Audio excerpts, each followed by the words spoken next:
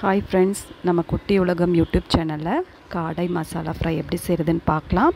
இதுக்கு 15 சின்ன வெங்காயம், ஒரு தக்காளி, ஒரு பச்சை மிளகாய், இது மூணையும் அரைச்ச பேஸ்ட்டு, இஞ்சி பூண்டு பேஸ்ட்டு எடுத்துருக்கேன்.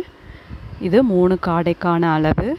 தாளிக்கிறதுக்கு பார்த்திங்கன்னா பட்டை, கிராம்பு, பிரிஞ்சி இலை இதெல்லாம் ரெடியாக இருக்குது.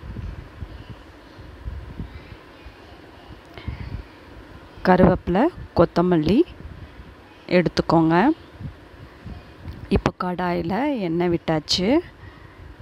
இதில் அந்த பட்டை, கிராம்பு, சோம்பு இதெல்லாம் போட்டுட்டு அந்த வெங்காய பேஸ்ட்டு அதை போட்டு நல்லா வதக்கிக்கோங்க. இந்த மாதிரி நல்லா வதக்கி எடுத்ததுக்கப்புறம் இதில் இஞ்சி பூண்டு பேஸ்ட்டை ஆட் பண்ணிக்கோங்க. இஞ்சி பூண்டு பேஸ்ட்டு போட்டு அதையும் நல்லா வதக்கி எடுத்துக்கோங்க.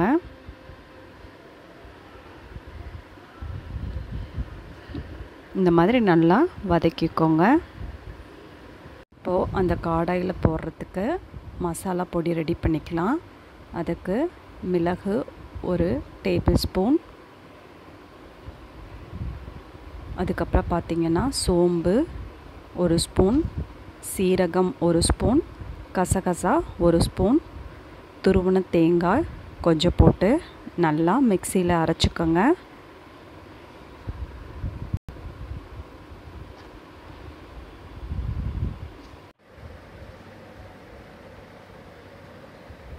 இப்போ பார்த்திங்கன்னா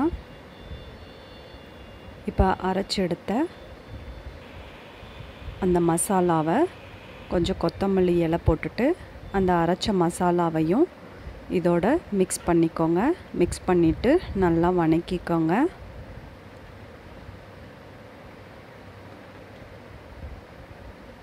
நல்லா வதக்கி எடுத்திங்கன்னா நல்லா வாசமாக இருக்கும். இப்போது நல்லா வதக்கிக்கோங்க. இது பிராய்லர் சிக்கனுக்கு பதிலாக நீங்கள் காடை கூட உங்கள் உணவில் அடிக்கடி சேர்த்துக்கலாம். இது ரொம்ப சத்தான ஒரு உணவு. இப்போது இதில் காடையை ஆட் பண்ணிக்கோங்க. காடையை ஆட் பண்ணிவிட்டு நல்லா இந்த மாதிரி வதக்கிக்கோங்க. இப்போ பார்த்திங்கன்னா இதில் குழம்பு மிளகாய்த்தூள் நான் ஆட் பண்ணுறேன். உங்கள்கிட்ட அது இல்லைன்னா மிளகாய்த்தூள், மல்லித்தூள் போட்டுட்டு அதில் தண்ணி ஊற்றிக்கோங்க. இப்போது உப்பு ஆட் பண்ணுறேன். இது மெலிந்த உடல், நெஞ்சடைப்பு உள்ளவங்க எல்லோரும் சாப்பிட்டா ரொம்ப ஹெல்த்தியான ஒரு உணவுப் பொருள். இதில் தண்ணி ஊற்றிட்டு நல்லா கிண்டிக்கோங்க. இப்போ பார்த்திங்கன்னா எண்ணெய் ஊற்றி கருவேப்பிலை பொரிஞ்சிடுச்சு. இதையும் அந்த காடையில் போட்டுருங்க. ரொம்ப அருமையான சுவையான காடை ரெடி. கார்னிஷ்காக கொத்தமல்லி தழை போட்டிருக்காங்க. குட்டி உலகம் சேனலுக்கு மறக்காமல் சப்ஸ்கிரைப் பண்ணுங்கள்.